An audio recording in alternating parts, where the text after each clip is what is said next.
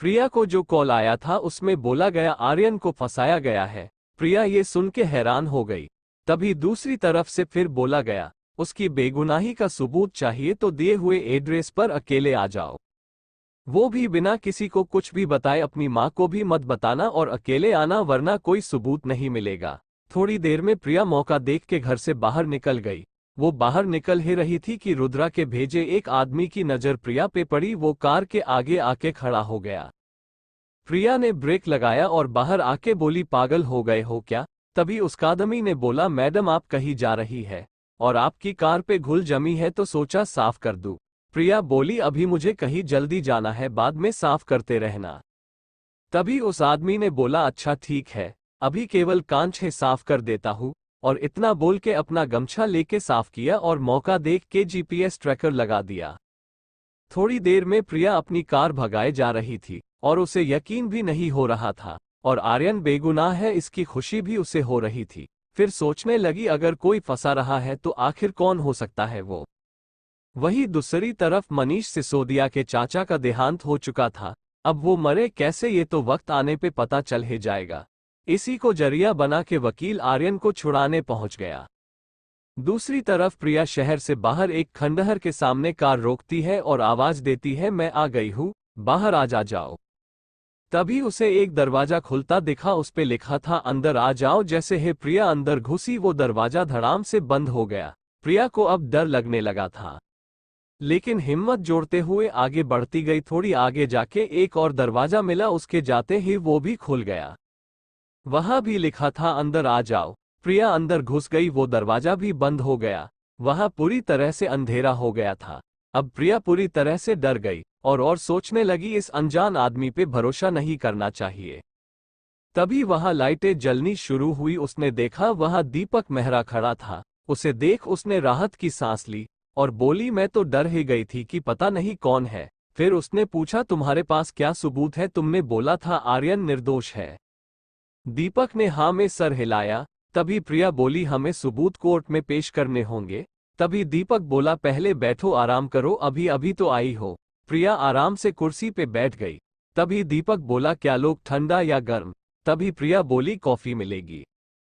दीपक ने आवाज लगाया 2 कॉफी और फिर प्रिया से बोला तुम आज बहुत खूबसूरत लग रही हो, कौन सी क्रीम लगा रही हो। प्रिया को कुछ अजीब लगा, उसने बोला यहाँ क्रीम पूछने के लिए बुलाए हो। तभी दीपक बोला अरे नहीं, मैं तो बस ऐसे ही तुम्हारी खूबसूरती देख के फिदा हो गया था हर बार की तरह।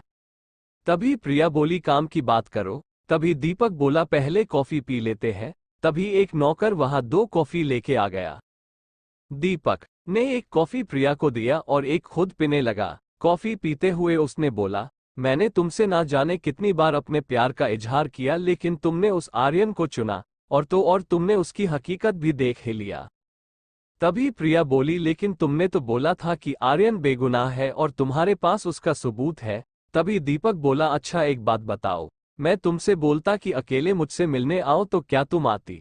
तभी प्रिया गुस्से में उस पे थप्पड़ मारने के लिए हाथ उठाया लेकिन दीपक ने उसका हाथ पकड़ लिया और बोला ज्यादा नखरे मत कर, मुझे खुश कर दे फिर यहाँ से जाने दूंगा, नहीं तो यही सड़ेगी और रोज रोज नर्क वाली जिंदगी जीने को मजबूर कर दूंगा। रोज रोज जिस्म नोचवाने से अच्छा है आज खुद से मान जाओ, वरना तुम्हारा जिस्म तो मैं कैसे भी हासिल कर ही लूंगा। अब प्रिया पूरी तरह डर गई और उसे चक्कर भी आने लगे। तभी प्रिया ने पूछा तुमने मुझे क्या दिया है। तभी दीपक बोला नशे की दवाई दिया है तुझे, अब तेरे साथ जो होगा उसकी जिम्मेवारी तेरी कद की होगी। आर्यन में ऐसा क्या है जो मेरे में नहीं है, वो भी पैसे के दम पे रोज लड़कियां बदलता है और मैं भी। अब प्रिया के ऊपर बेहोशी छाने लगी थी। उसने लड़खड़ाती आवाज में बोला तुझे मैं छोड़ूंगी नहीं, और इतना बोल के वो बेहोश हो गई। तभी दीपक प्रिया को उठा के एक बेड पे ले गया और वो दरवाजा बंद कर दिया और प्रिया की तरफ बढ़ा। लेकिन तभी दरवाजा टूट के उसके ऊपर आ गिरा जिससे दीपक उड़ता हुआ दीवार से जा भिड़ा। उसे काफी चोट आई। उसने दर्द में कराहते हुए उधर देखा तो एक मास्क में आदमी खड़ा था। उसने पूछा कौन हो तुम और अंदर कैसे आ गए। तभी मास्क वाला इंसान बोला मुझे तुम्हारा कोई दरवाजा नहीं रोक सकता, तुम जैसों के लिए यमराज हूँ, यमराज बुला सकते हो। इतना बोलते ही उसने दीपक के पैरों के बीच जोरदार कीक मारा और दीपक का दर्द के मारे बुरा हाल हो गया। उसके मुंह से आवाज भी नहीं निकल पा रही थी। इतनी आवाजें सुन के दीपक के कुछ लोग वहां पहुंच गए, लेकिन मास्क मैन ने उन सबको थोड़ी देर में मात दे दी। अब कोई उठने की हालत में नहीं था। सबको बेहोश करके उसने प्रिया को गोद में उठाया और दीपक को घसीट के बाहर ले आया और शहर के बीचों बीच एक गोल चक्कर के पास दीपक को लटका दिया। हाथ पैर बांध के उसके गले पे एक प्लेट लटका दिया जिस पर लिखा था, इसने एक लड़की की इज्जत से खेलने की कोशिश की इसलिए इसे मौत की सजा दी जा रही है। नीचे लिखा था पावरमैन। फिर बंदूक निकाल के उसने दीपक के सर के बीचों बीच शूट कर दिया। अगले दिन सुबह में प्रिया की आंखें खुली तो खुद को अनजान जगह देख के उसके होश उड़ गए। फिर उसने खुद को चेक किया तो पता चला सब सही है। तभी आवाज आई, जल्दी से फ्रेश होके नीचे आओ, नाश्ता कर लो। प्रिया भाग के गई देखने तो रुद्रा किचन में काम कर रहा था। तभी प्रिया ने पूछा, मैं यहाँ कैसे और ये कौन जगह है? तभी रुद्रा बोला, तुम्हारे सारे सवालों के जवाब मिल जाएंगे ब्रेकफास्ट टेबल पे। प्रिया अभी कुछ सोच ही रही थी, तब तक रुद्रा ने अपना फोन प्रिया की तरफ बढ़ा दिया और बोला, लो बात कर लो। प्रिया ने जैसे ही हेलो बोला, दूसरी तरफ से उसकी माँ की आवाज आई, प्रिया बेटा तू घबरा मत, ये अपना रिश्तेदार है, तू डर मत। ये सुन प्रिया ने राहत की सांस ली और बोली, ठीक है माँ, और इतना बोल के वो फ्रेश होने चली गई। थोड़ी देर बाद प्रिया और रुद्रा दोनों नाश्ता करने लगे। प्रिया ने उससे पूछा, अब बताओ मैं यहाँ कैसे आई? तभी रुद्रा ने रात में जो हुआ वो सब बता दिया, लेकिन खुद के इन्वॉल्वमेंट की जगह पावरमैन को बता दिया और बोला, उसने मेरा कार रोक के तुम्हें मेरे हवाले किया और चला गया। मन ही मन प्रिया उस पावरमैन को थैंक यू बोलने लगी। तभी रुद्रा ने टीवी ऑन किया तो उसमें न्यूज आ रहा था। उसमें दीपक के मरने की ही खबर आ रही थी। ये देख प्रिया भी हैरान हुई। फिर उसने बोला, ऐसे लोग दुनिया में ना रहे तो हे अच्छा है। रुद्रा ने हाँ में सर हिलाया और बोला, रात को जो कुछ भी हुआ कहीं जिक्र मत करना वरना पावरमैन के लिए दिक्कत हो सकती है। फिर प्रिया भी मान गई। तभी वहां जाह्नवी आ गई और उसने प्रिया को रुद्रा के साथ देख लिया और वो गुस्से में लाल हो गई और चीखते हुए बोली, कौन है ये लड़की और यहाँ क्या कर रही है यहाँ? तभी रुद्रा बोला, अरे ये कल रात में आई है और अभी चली जाएगी। तभी जाह्नवी ने बोला, क्या कहा, कल रात से यहाँ है? तभी रुद्रा ने उसे ट्रैक से उतरते हुए देखा और बोला, तुम्हें याद है उस दिन मिसेस चौहान आई थी? ये उन्हीं की बेटी है और रिश्ते में ये मेरी बहन लगती है। ये सुन जाह्नवी ने हंसते हुए कहा, तो पहले क्यों नहीं बोला कि ये तुम्हारी बहन लगती है? ये सुन के प्रिया भी मुस्कुराने लगी। तभी प्रिया बोली, अब मेरा नाश्ता हो गया, अब मैं चलती हूँ। फिर वो बाहर निकल गई। तभी जाह्नवी ने रुद्रा को घूरते हुए फिर पूछा, सच में वो तुम्हारी बहन है ना? रुद्रा ने हाँ में सर हिलाया। एक बार को तो उसने सोचा इसे सच बता दूं, लेकिन फिर सोचा अभी इसे कितने ही दिन हुए मिले हुए। तभी जाह्नवी बोली, चलो आज मेरे साथ शॉपिंग करने। रुद्रा पहले तो मना करना चाहता था, लेकिन कहीं ना कहीं उसे भी जाह्नवी के साथ रहना अच्छा लगता था। तभी रुद्रा झट से बोला, क्या तुम मुझसे प्यार करती हो? जाह्नवी ने सुन लिया था, लेकिन उसने रुद्रा के मुंह से उस सवाल की उम्मीद नहीं थी, इसलिए उसने पूछा, तुमने क्या बोला अभी? तभी रुद्रा बोला, कुछ नहीं। तभी जाह्नवी बोली, मैंने तो उसी दिन तुम्हें अपना सब कुछ मान लिया था जिस दिन तुमने मेरी आंखें ठीक किया और बिना कुछ लिए वहां से चले गए। दूसरे लोग होते तो लंबी लंबी डिमांड करते। तभी रुद्रा बोला, सच बोलूं तो जब मैंने तुम्हें पहले बार उसी पार्क में देखा तो तुमसे प्यार कर बैठा। फिर पता चला तुम्हारी आंखें ठीक नहीं है। फिर ये सोच के इलाज करने गया कि ठीक हुई तो भी और ठीक नहीं हुई तो भी तुमसे ही प्यार करूंगा। उसके इतना कहते ही जाह्नवी उसके गले लग गई। फिर दोनों शॉपिंग पे निकल गए। मार्केट पहुंच के दोनों एक मॉल में पहुंचे। वहां रुद्रा ने जाह्नवी के लिए ड्रेस सेलेक्ट किया तथा जाह्नवी ने रुद्रा के लिए कपड़े चुने। फिर जाह्नवी ट्रायल रूम में गई और रुद्रा के चूज किए एक एक ड्रेस को पहन के आती और रुद्रा को दिखाती। रुद्रा किसी किसी को देख के हाँ बोलता तो किसी किसी को देख के ना बोल देता।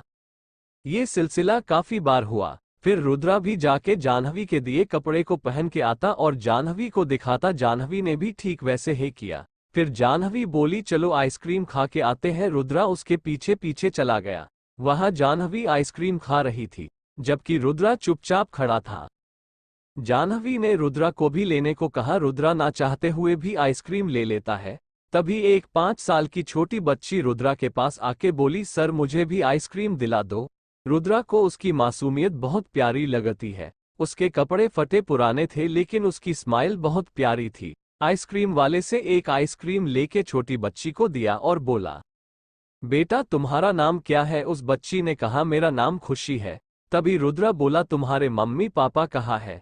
तभी खुशी बोली, वो कहाँ है मुझे नहीं पता। तभी रुद्रा बोला, तुम कहाँ रहते हो? तभी खुशी बोली, एक यहाँ बस्ती में एक दादी रहती है, उनके पास ही मेरे जैसे 8 बच्चे रहते हैं। जाह्नवी बड़े ध्यान से रुद्रा और उस बच्ची की बातें सुन रही थी।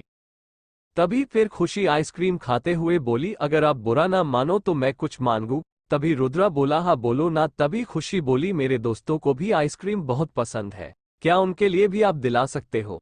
तभी रुद्रा बोला, हाँ क्यों नहीं। फिर उसने और भी आइसक्रीम लेके बच्ची को देने को बोला। तभी उसी की उम्र का एक लड़का भागते हुए आया जिसका नाम बंटी था। उसने बोला, खुशी जल्दी चल, दादी की तबीयत खराब हो गई है। ये सुन खुशी सारे आइसक्रीम लिए बिना है उसके पीछे भाग पड़ी।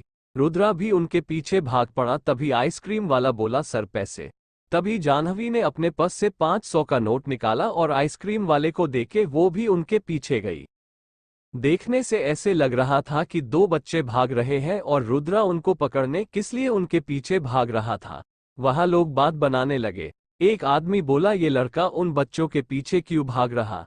तभी दूसरा बोला, जाने देना, हो सकता हो वो लोग कुछ चुरा कर भागे हो।